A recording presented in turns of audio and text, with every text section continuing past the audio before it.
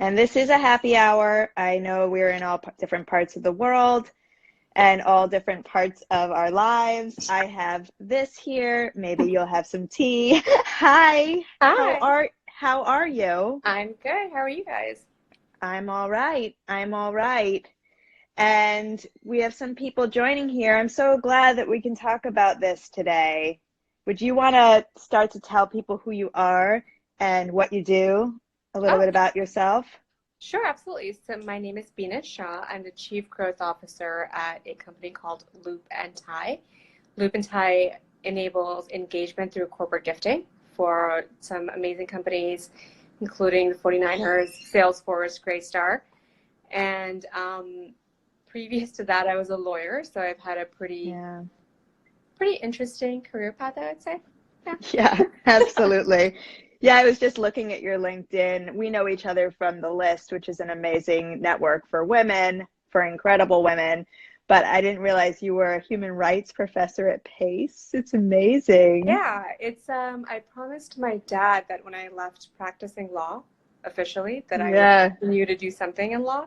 And so international human rights law, teach it once a week. Oh, wow. It's so special. And so we're here to talk about remote work, which a million people are being thrust into suddenly this week amidst other complications and fears and anxiety and miscommunication and so many other things. And you've been running a remote team for quite some time, right? I have. I started running a remote team in 2017. It was a distributed Yeah. team, so there were some people in our office and then some people who were not in the office. And then Loop and Tie is a predominantly distributed team. So we have employees Hmm. in Austin, Dallas, in North Carolina, and in New York. And then we, like myself and our founder, Sarah Rodell, we travel a decent amount.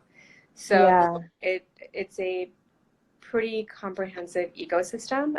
We are lucky that we run a company like that. So this has in some ways been Hmm. a little bit easier for us. But I remember transitioning into a distributed team, and that was not easy because I was used to Yeah. people just, I could walk over to your desk or I could pull you into a conference room and you could brainstorm together like that. And it's a very different environment. Was Loop and Tie intentionally remote from the beginning, distributed from the start? It's actually something Sarah believes very strongly in. The idea that we want to create flexibility for all of our team members, and the more flexibility that we have as a team about where you work from, the easier it will be for our team members to be able to do their jobs. Oh, I love that. Wow. So what were some of those beginning challenges? So for me, I would say going from an office where 600 of us were in the same place at Refinery Hmm. 29 to moving into Yeah. distributed workforce, the biggest challenges were trying to read people's emotions with Ah, having body language in front of you and not being in the same room. We haven't seen each other all day, and suddenly you jump onto Slack or to Google Hangout. You have no idea what's happened in their day. You didn't have a chance to have a casual conversation with anybody over a coffee in the morning. And so you really are kind of walking in blind to how your team members are hmm. feeling and what's happened to Hmm. them, which is very, very different from being in the office together. Right. And I imagine in the office together, you're a little bit blind to what people are going Yeah, through also, but is it heightened when the work is remote and those relationships are distant? I think it's definitely heightened. I think it's mostly because even though not everybody shares what's happening in their life in the office, you can read energies of people when they walk in and they've haven't slept, or their baby was up all night, or they were working on a Hmm. project, and all of those things you get to hear about just as people are walking in. When Yeah, you're of course. jumping on a Google Hangout, it's usually for a very specific task, and a lot of us just dive right into that. And that's a part of it that I actually had to learn, which is take the first five to 10 minutes and just let everyone talk about their day, talk about how they're feeling, ask questions. And just because it's a meeting does not mean it needs to directly dive into a meeting, Yeah. especially when you're remote, because you need that time to interact. Mm. Oh, I love that. I love that. And we have people joining. Feel free to shoot us questions. You can tell that my eye contact is diverting here and there because I do want to keep an eye on any questions that are coming in. If anyone has questions for Benish. And you wrote a really beautiful article last month, I believe, around compassionate leadership. And it really struck me. I've always admired you as a person, as a leader. It really, the way that you talked about practically being a compassionate leader, I imagine is more important in this moment than any other. How has your leadership been affected in the past 2 weeks? How has your remote work situation changed in the last 2 weeks, even though you're already a distributed team? What's new about this moment? I would say what's new about this moment for us is our team that was in New York is now distributed as well. So a lot of us were seeing each other every day, and some tasks do feel easier when you are in person. Feedback on creative, for example, is much easier when you're in person. Okay. So now I have to give feedback on our creative, our copy, on campaigns we're running on a remote basis. The good thing is that because we're all so used to each other, we can do that. And it's easier for us to read each other's emotions on Slack. And my team knows that I'm very direct on Slack. And it takes a minute for everyone to get used to that. But I think for the thing that's also changed is in the compassionate leadership part of it is also kind of stepping back and realizing that everybody is, and very rightfully so, anxious. Yeah. None of us know what's going on. We don't know if, we're supposed to be panicking at level 100 or should we be panicking at like 15? I know. Who knows?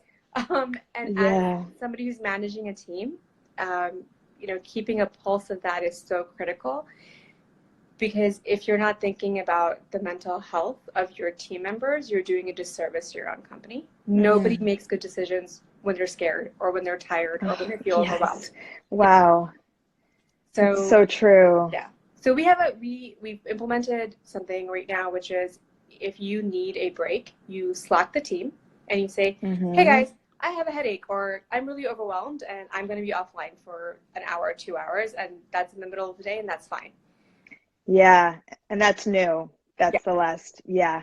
Do you feel like that's something that I know it's impossible to answer this question, but will that perhaps stay? Like what's the benefits? Are people using that? Are they engaging with that? We've always said that people should do it, but I've actually seen people use it this week. I've used it this week. Yeah. And I also think it's important for leadership to use those types of perks, because if we do it, it opens up the door for everyone else to feel like it's okay. Yeah, of course. Otherwise it's always so hard when you're new, especially when you're earlier in your career, to see a quote unquote perk like that and go ahead and use it without feeling guilty. So, that resonates so much that it really needs to come from the top, as with so much in leadership in this moment. And we're getting a question right now about how not all companies or leaders feel this way or think this way, approach these kinds of problems this way. So what do you do if an organization is not respecting this moment or working you too hard and not being sensitive? What would you say in this moment with as much uncertainty as we have at work right now? One of my HR friends actually said this to me. She said that in the coming months, the right question to ask a company when you're interviewing for them is, what did you guys do for your employees during the coronavirus crisis? Wow. And while in the moment where we are right now, there's not much anyone can do, especially unless you're senior, because people's jobs are at risk. We have to be cognizant of that. So I don't want to give any advice saying stand up for yourself and do X, because right now may not be that time. But I think you can start to make decisions about, is this where I want to stay if this is how they're treating their employees? And then the next place I go, I do want to ask them about this. Absolutely. It's going to be something I've been thinking about it even with my daughter, who's 2.5, of what am I going to tell her about this time, because she won't remember. Someone very kindly just told me that on the phone to reassure me. Yeah, absolutely. And so everyone, we're here with Benish Shah. She's Chief Growth Officer at Loop and Tie, an amazing leader of remote teams. especially now. And so I love that you said about creative feedback and giving extra care right in this moment with remote teams and communication. And you mentioned being very short on Slack. And Yes. and people learn that. So is that something that you've communicated to new hires or your team, or they just learn over time? No, it's actually every time somebody joins your team, one of the things that we do is a how we work session. And Ah, we have everybody in the team kind of go around and say, like, these are the best ways to communicate with me. Please don't try to set up a meeting with me before 9 a.m. I'm not going to be available. wow.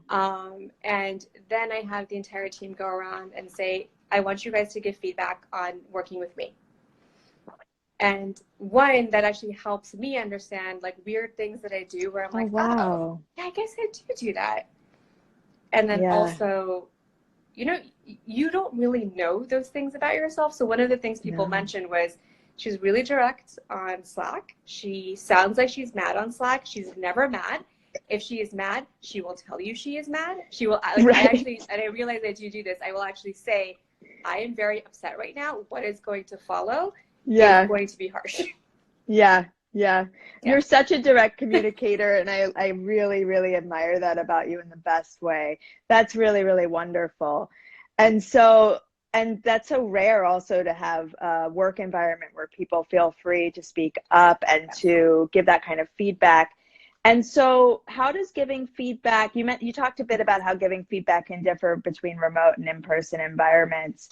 What else do you think about this moment emotionally? Because there's so much heightened emotions and anxiety, right? And so, what are the best ways that companies can really acknowledge that on the day to day when there's still so much to get done? What's the balance between productivity and compassion in this particular moment, like today, because it's changing so quickly? I mean, the first thing I would tell everybody is to, as managers and as like team members, just remember you are not going to be as productive this Yeah. week as you normally are. And we have to be okay with that. We have to be okay with that as an economy and as companies and as individuals. Normally on a day-to-day basis, we have 50 personal things that we're dealing with and a million things at work. Right now, Yeah. all of that is collided, and we have to be okay with Yeah. saying, my productivity right now is going to be at 80%, and Yeah. it might be at 70, and I'm going to strive for 80. And when I get to 80, I will be happy with that. Yeah.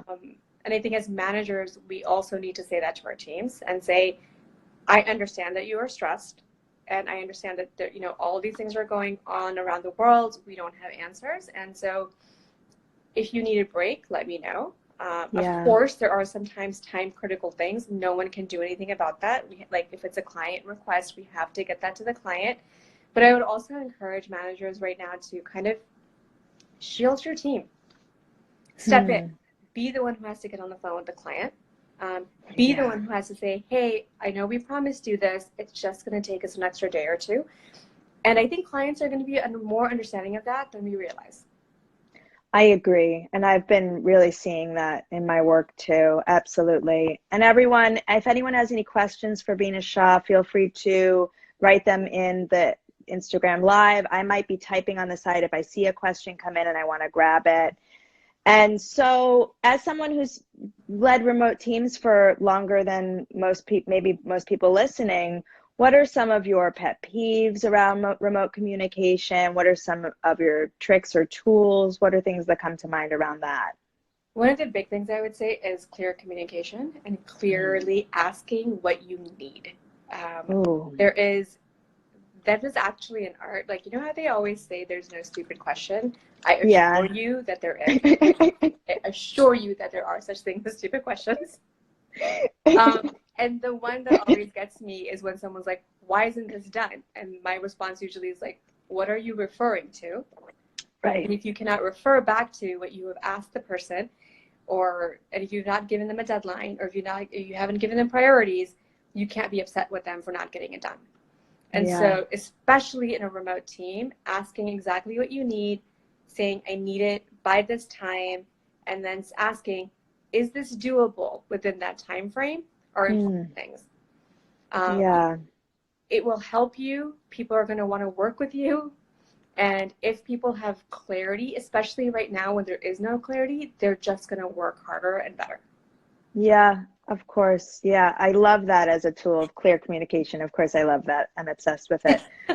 It's wonderful. What platform do you all use at Loop and Tie for video conferencing? So we primarily use Google Hangout.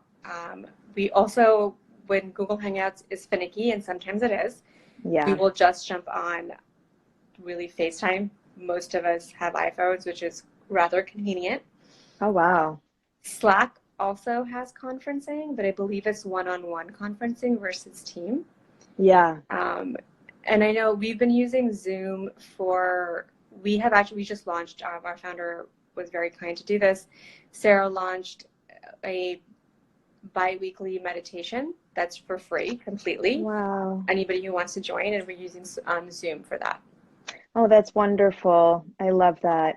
That's the kind of stuff right now that's keeping me going and keeping me feeling the connection of human beings. Like seeing that it's really all we are, needing right now, of course. Yeah.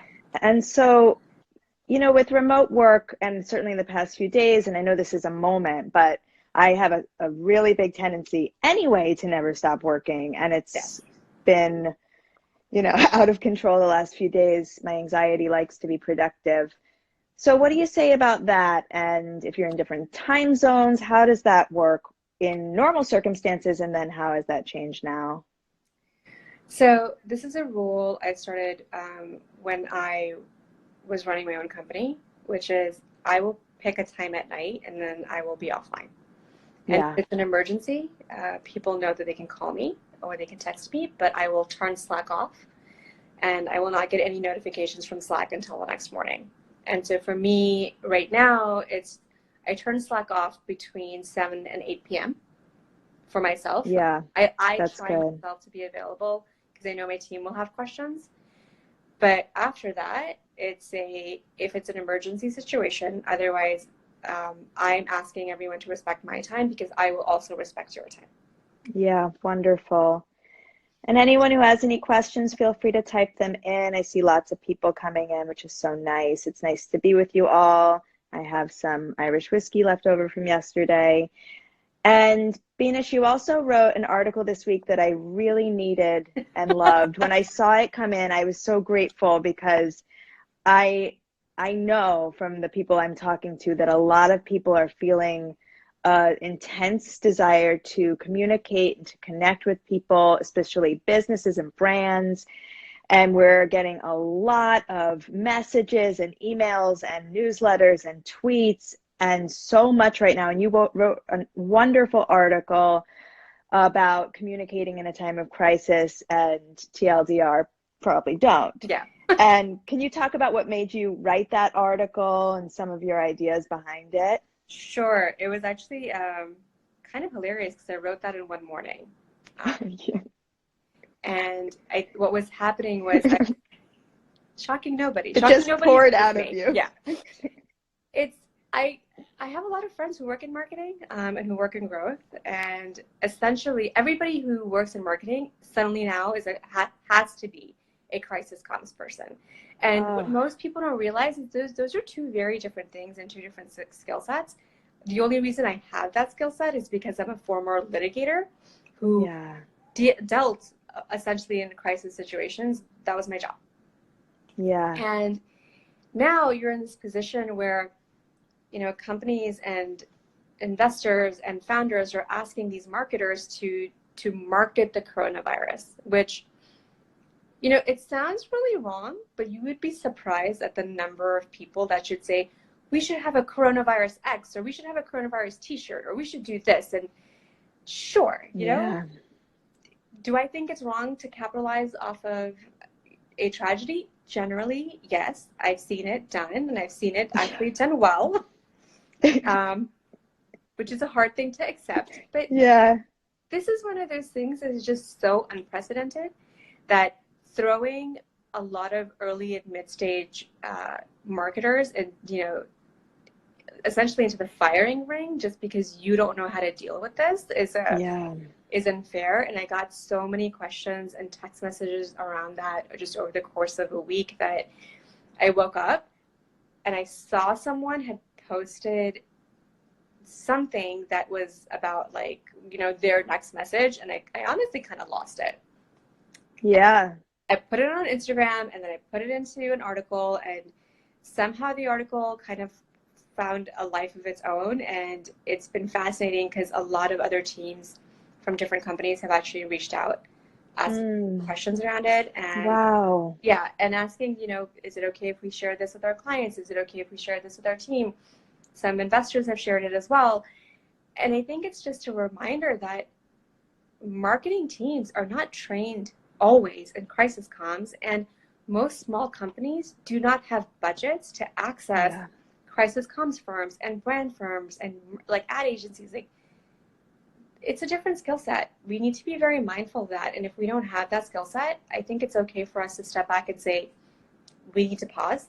We need to be very thoughtful about this, because the companies that do this wrong, they're going to be remembered.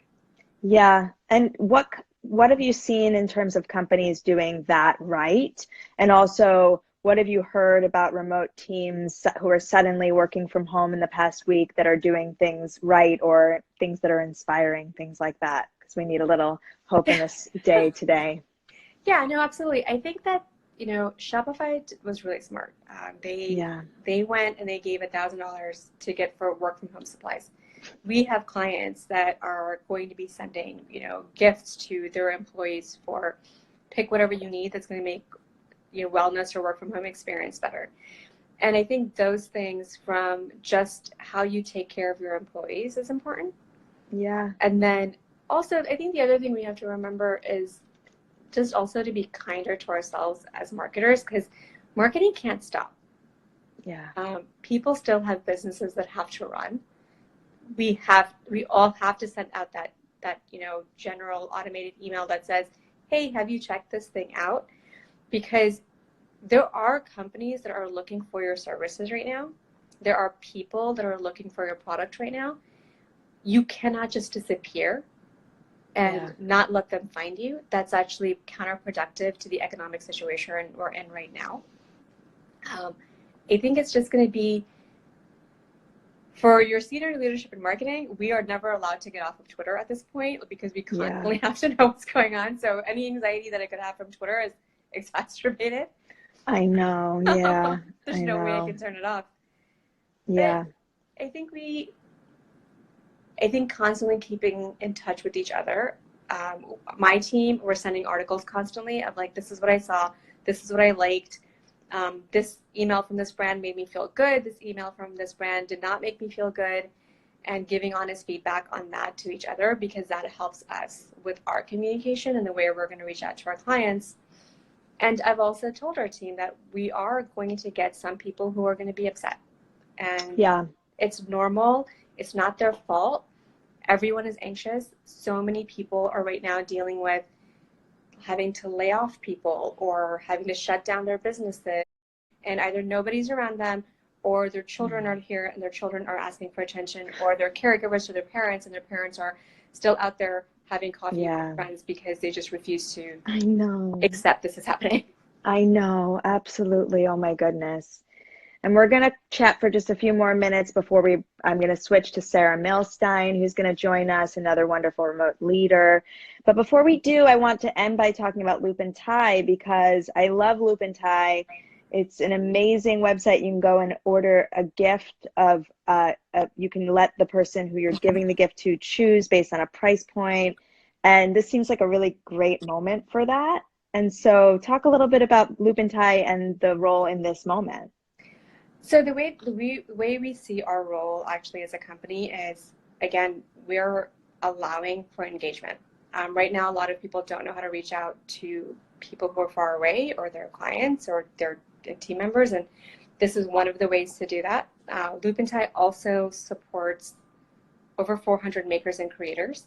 So right now, that's actually something that me and my team are personally very concerned about, and we're working on solutions for that, which is we're going into a place where people are very deeply affected right now. They're losing their jobs, they're losing their businesses in many ways, and $25 or $50 to them really matters. It's a make or break between if they can pay rent or if they can pay that electricity bill. A lot of Americans don't have savings. A lot of people around the world don't have savings. So one of the things we're really looking into is how do we create those relief funds for our makers, and how do we put that into this world of giving back. Pay it forward is a really big thing at Loop and Tie, and so that's one of the things. Really wonderful. Of course. Oh, that's so wonderful. I didn't even think of it from that perspective, how important to support these makers and these small businesses. Benish, thank you so much for taking the time today. I admire and respect you so tremendously, and I hope to see you in person soon. It might be a little while, but I'm sending you a giant virtual hug. And we're going to have Sarah Milstein come on up. Bye, Benish. Thank you so much. Bye.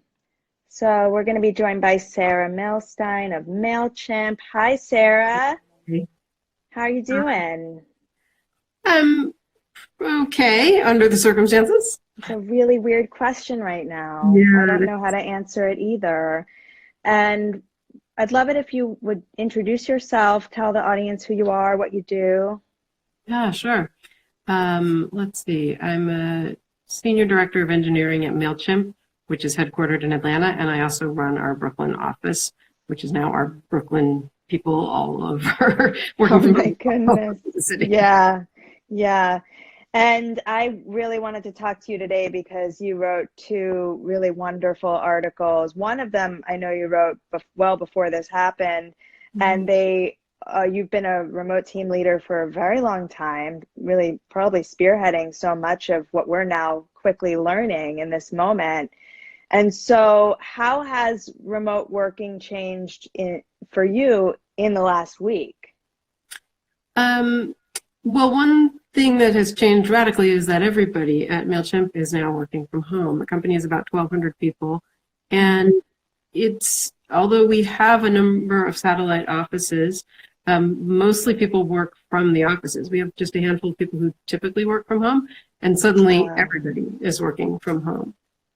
So that's generated quite a lot of conversation about what it means to work from home, but no, this isn't normal times because, of course, in addition to what we're all thinking about and how distracted we are, most of our employees have kids at home.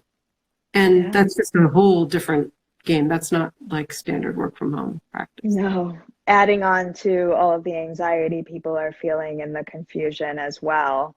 And I'm sure it varies based on where people are located and moment to moment, as we're seeing, right? Yeah, absolutely. I think one of the things that is really very true in this is that things are changing rapidly, but they're changing differently in each of the cities that we're in. Staying connected and aligned through that. Of course. And I'm going to be typing as I see questions come in, just so you know. That's me over communicating so that you know that. But we just had a question come in. Did you have to ramp up IT and switch everyone over to remote in that way? Did it impact engineering as the head of engineering? Can you talk about that process? Yeah, and just to clarify, I am on the engineering leadership team. I'm not the head of engineering. You're director of engineering. So Mailchimp does an interesting thing that has paid off here for us. We have one day a year when everybody works from home in order to test our systems for working from home. So we feel fairly confident going into this that we would be able to, from just a technical point of view, be able to support fully distributed work. And that's been great. That's been a thing to lean on and to feel good about, that we are not like live testing our systems during this. What I will say, though, is that having everybody work from home, a much bigger factor in many ways is the social aspect of it, the norms that you have for working together and how you shift your communication and your meetings and your connections. And that's something that we are learning on the fly. And I will say, too, like the other part of it from like an IT perspective is everybody's internet connection at home is not working the way it would normally. So that's been, I would say, not a huge issue, but not a non-issue. Yeah, absolutely. And someone just wrote that it's really smart that you all built that in you know, Yeah. so far in advance. Did you build it with the thinking that something like this might happen, or with the vision that eventually it would be an entirely distributed workforce? Oh, good question. No, I mean, it wasn't with pandemic in mind per se. How could any of us have imagined? Yeah, but with the idea that we wanted to be prepared for disasters where people might have to work from home. Wow. Wow. Yeah. And Sarah, and please, anyone who has questions, feel free to write and I'll hopefully get to them. And we have something, is engineering building any tools or purchasing anything to help with collaboration? And this is a great opportunity for you to maybe talk about collaboration tools, platforms that you all use, how that's changing in this moment. Yeah. So because we're, the company is based in Atlanta, but we have satellite offices and a handful of remote folks right now around the country and an office in Canada. We already have a lot of tools for remote collaboration and distributed collaboration. And in the moment, I don't see that changing a lot. We use Slack and Zoom every day. We are in Google Docs and all the flavors of those.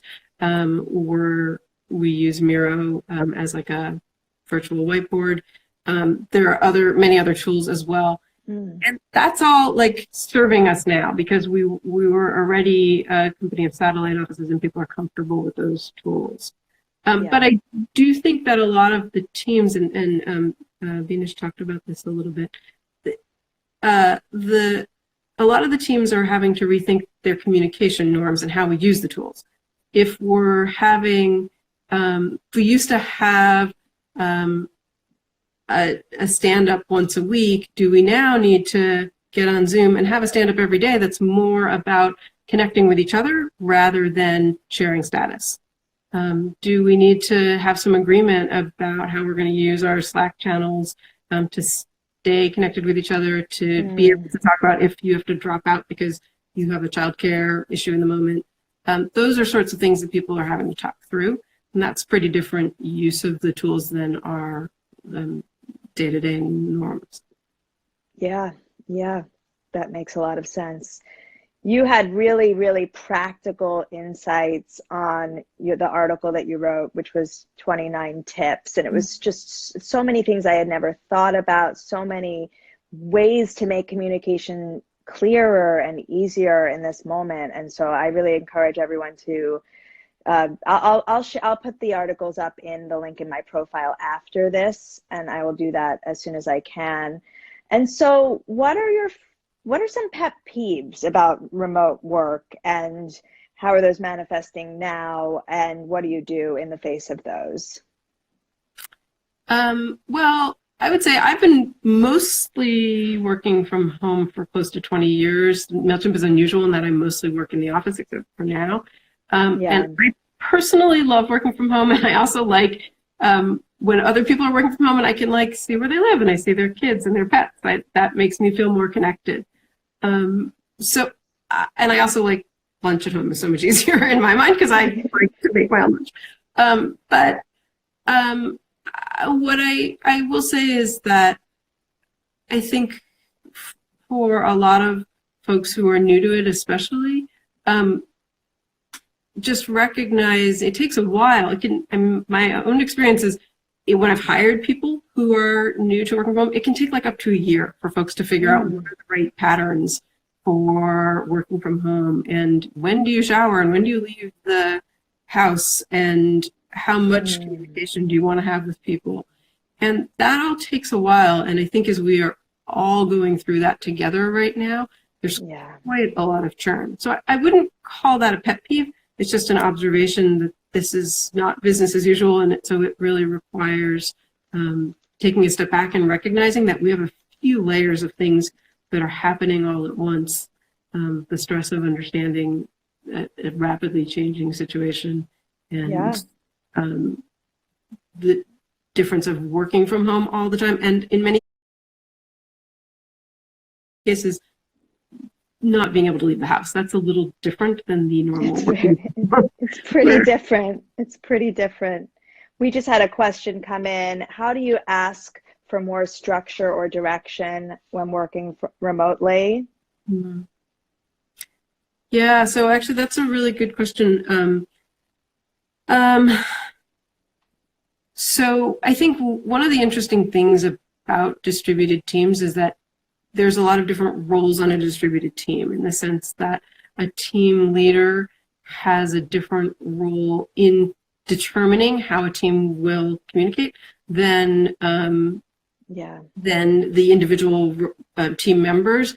And everybody kind of has some different roles, and that becomes, being aware of that and figuring out how to negotiate that among you becomes a lot more important when you're working remotely than it does when you're in person. And there's some other cues that you can use to figure out what's happening here.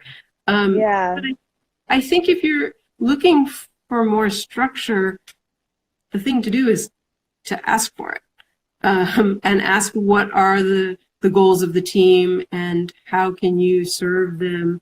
And that's less about being remote. I think that's true in any situation where you're joining a team and it's not clear what your role is. That's an issue of communication to talk about with the team lead and try to figure out, what are we trying to do as a team? What are the things that I can fill here? As things are changing rapidly, are there roles that are not filled, or is there pieces in between that that I can pick up? Yeah. And anything that you might hit on doesn't have to be the thing you do for the rest of time. One of the things that I talk about a lot when I'm helping people think through newly distributed work is that experiments are really important. You sometimes have to try a lot of things. And because it's like new to people, one of the things that often helps is to ask somebody to try an experiment, or ask a team to try something new for 2 weeks or 2 months, or whatever the right cadence is for the thing you want to try. And that you'll put a date in the calendar when you'll reevaluate. Is this working? Do we want to change what we're doing? Do we want to go back to where we were?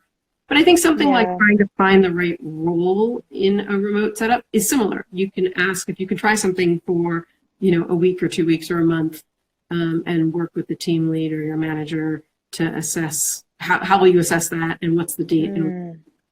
That's really wonderful advice on the time frame, to be putting it into a structured time frame in your requests. And in this moment, of course, things are changing so fast and everything's gone out the window. And what you just talked about in terms of setting those guidelines with your team around remote work and remote communication, it makes me think of like establishing norms, right? And one of my favorite parts of your article was where you talked about having a moderator for larger video conference calls, and that person can be the one who's fielding chats of people who aren't technically connected or having difficulties. That person can decide who's speaking next based on who's, chatting that they need to. What are some of those norms that can be established, and at what point does an organization do that? How are they best communicated? What's been the trial and error around that? What are your recommendations? Yeah, it's funny because I was taking a couple of notes when you and Benish were talking. That was one of the things I wrote down, was the question about norms. I think a lot of times that's best at the team level because different teams need different norms. Sometimes companies have them all around where you'll use emojis in certain ways, or everybody will thread certain kinds of conversations or what have you in Slack. But I think a lot of it, because the people that you're going to communicate with most are your team members. They're the people you're probably talking to every day. Having some explicit agreements about what you're doing or what you're trying is important. And that could be things like, we're going to be very short with each other in Slack because we use meeting time for deeper connection and we want to move quickly. And so we're going to know that when someone's really short in Slack, that's not a indication of tone and irritation. That's an indication of like, I'm just sharing info and we're going to connect more later. But it could be things like how you deal with ending the day. Benish talked about having that for her, she's done at 7 or 8. You can have that as a team norm too. I think that can be really important to say, whatever time zone you're in, you're no longer on Slack or email after a certain hour unless there's an emergency, and you have some group discussion of what is an emergency. And one thing that's nice about norms like that is it doesn't mean you can't work after those hours. If you have stuff you want to do, you're free to, but you can't keep pinging your team and listen, which can also help people sort of take the break. Yeah, of course. A lot of things. And the one other thing I'll add is I think it's really important to have some discussion about your meeting norms, because Zoom becomes, or any video that you're using, Google Hangouts or FaceTime or what have you, becomes a huge part of the way you interact with each other. And having some agreements about how you want to use it and how it might be differently important when you're remote, that's really key. I think it becomes much more about connecting with each other and less about sharing information in the way that when you're in person, you can share status, and it's much cheaper in a way to do that in person. Yeah, and the question I want to ask you, which is what's been on the mind of a lot of the people I've been talking to, both personally and professionally, is depending on group size on a video conference call, what are the best ways to signal that you want to speak? So for a team size and then for a larger group, what are the options here? Because I realize a lot of people are struggling with this particular thing right now. Yeah. So somewhere up to about, depends on the video software you're using, somewhere up to like 6 people or 10, if you know each other well, you can just talk. People can just unmute and talk. But after that, you tend to need some agreement, or if you don't know each other well. And so there's a few ways you can do it. Depending again on the software itself may have a way to like raise a hand and say you want to speak, and then whoever's running the meeting can just look at the list and call on people. You can use the software chat to do that too, either to ask questions in the chat that then the person running the meeting answers by speaking, or people can raise a hand in the chat. You can, if it's a big meeting and there's a lot going on, you might want to have somebody moderating that. And you can do that in Slack as well. You can have a Slack channel where you say, here's, we're asking questions, and you're going to identify questions with a certain emoji or some like searchable text string. So it's easy for the moderator or the person checking the messages to find. But if it's a smaller meeting, you may not need that. You could just talk through. And a classic in video conferencing software is you stay muted unless you're talking, and when you want to talk, you unmute. And it's kind of this wonderful signal that we don't have in person. Once you're in a lot of video meetings, sometimes it starts to feel like, oh, I'm missing this thing live, the ability to unmute and to let everybody know silently that I would like have something to say.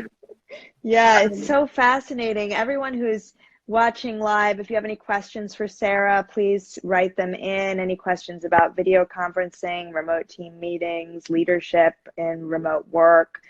And someone wrote in that they loved in your piece the virtual intro to pets and family. Yeah, right. Yeah, and that's really this moment, right? More really than anything. It is. I want to talk about that. I want to raise one other thing though about the meeting norms, and then I'll talk about please, absolutely. One thing is, especially if you're a meeting leader, one thing that you can do to make it easier for everybody to speak is to choose an order in which you're going to let people speak and let them know. So just do a round robin and say, we're going to do, I was on a meeting today where we did this. We said we wanted everybody to address a certain question, and we're going to go by alphabetical order of first name. And then everybody has a chance, and they don't have to like get into a waiting queue. They're in the queue. You can pass, but sometimes that can just bring the temperature down for people being concerned about how to get into the conversation. And that's that's a great idea. Yeah, because everyone's viewing the video conference software in a different light, so you can't necessarily say let's go counterclockwise from the top. Yeah, of course. And these are the sorts of things that we are learning really, really fast right now. And those of you who've been running distributed teams for a long time have such expertise on. Yeah, absolutely. And in light of being a leader of remote teams in this particular moment, which is different than other moments, and seeing people's pets and spouses and homes and bedrooms, how has that affected you as a leader, and what tools or tips do you have for leaders in this moment? Oh, before we do that, let's just answer this other question about norms. How to best go about voting with teams of 10, 25, or 100 people? Well, it depends on the software you're using. Zoom has a polling feature built in now.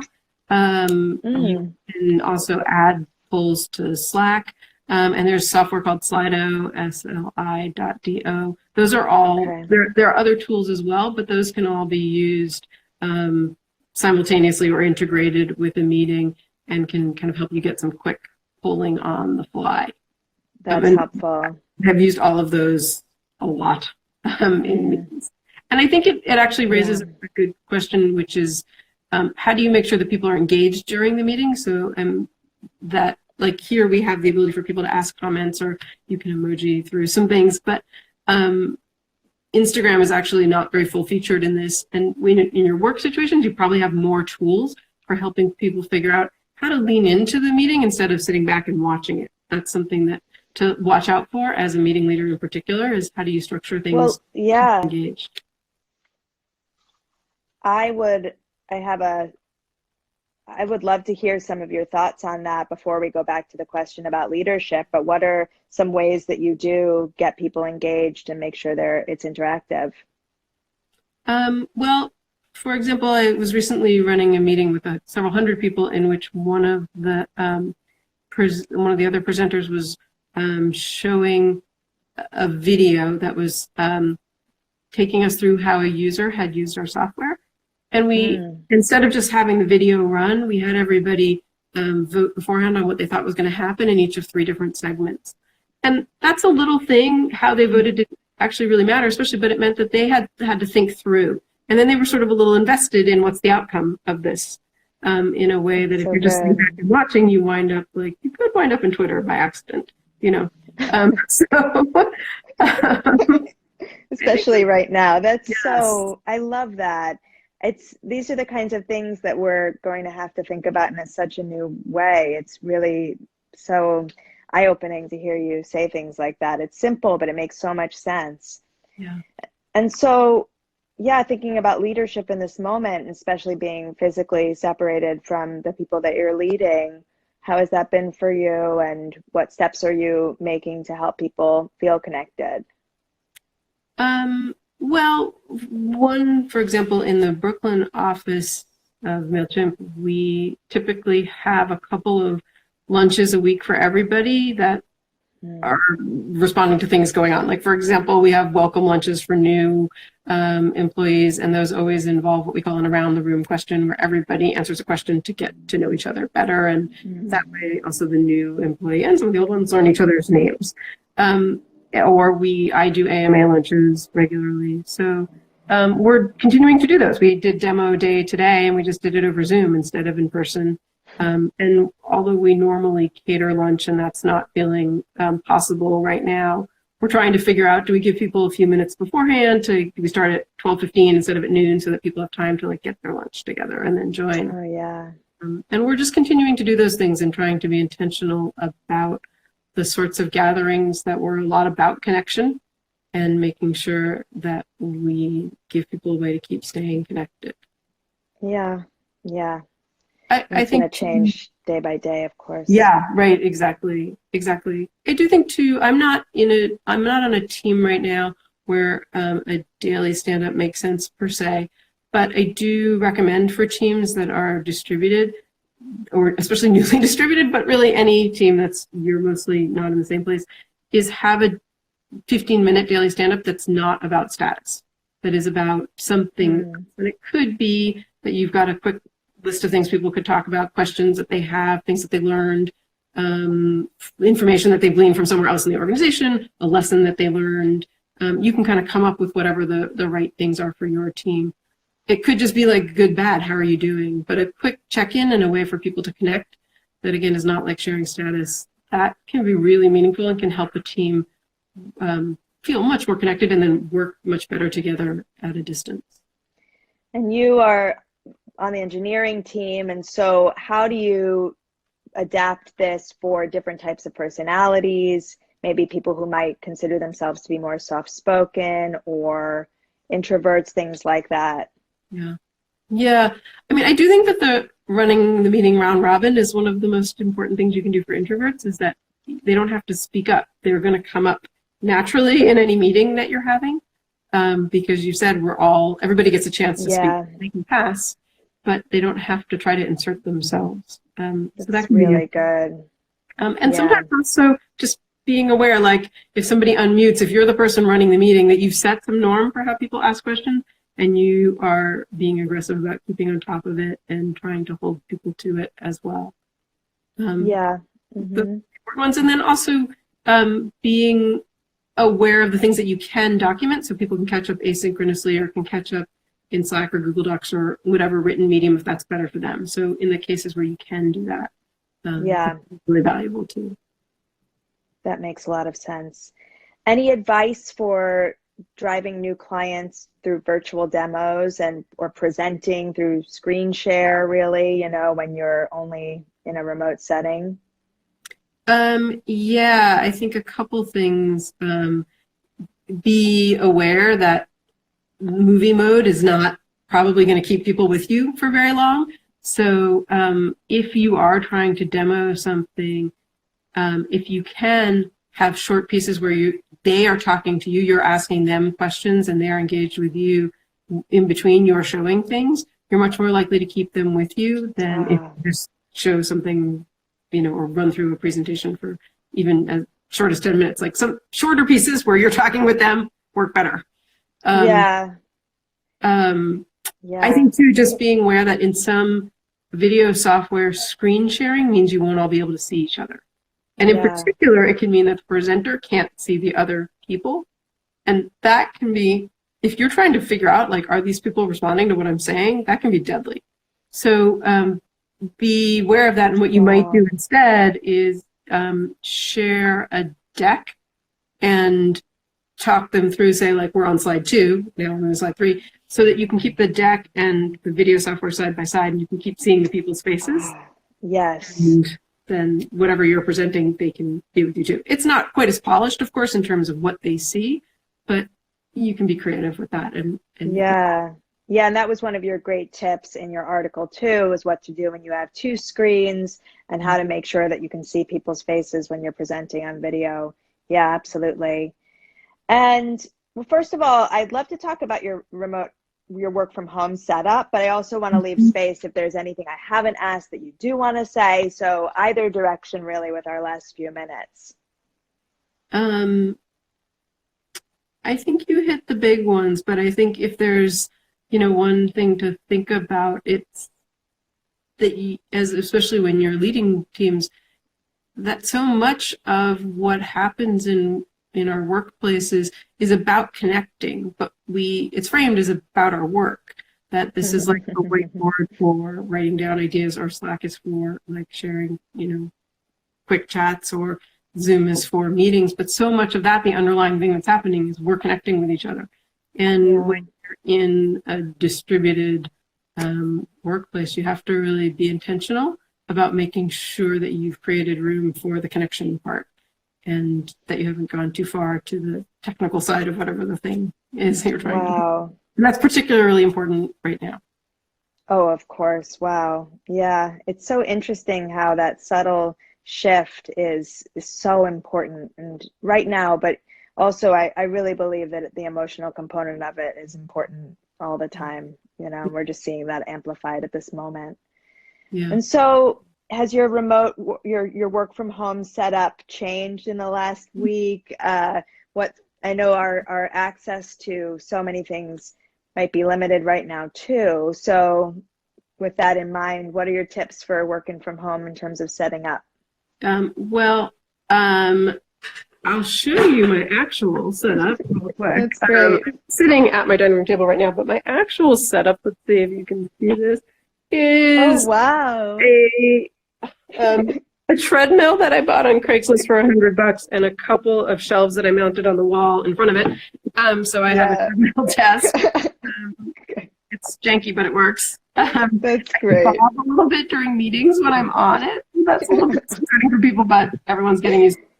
And then when I'm sitting down, one thing, actually this is true when I'm in the office, there's the curtain behind me, and when I'm sitting here at my dining room table, there's books behind me. And one thing to think about is just, if you're working from home, people can see what's behind you. And I actually really like that I can see people's apartments and their houses. That makes me feel connected to them.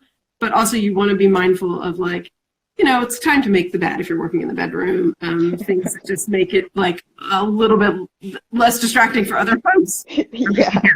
But I right did now, not like, make my bed right now, and on a full screen you can totally see it. But we these are can't the see now. moments. But I would also say the other side of that too is like, you know what? It's the apocalypse. If people don't make their bed, like, Yeah. it's a move. I know. Oh, Sarah, it's been so good to talk to you today. And I also want to say I'm wearing my cape in honor of you. I was inspired by you. I love it. And I want to thank you and Benish Shah for being here.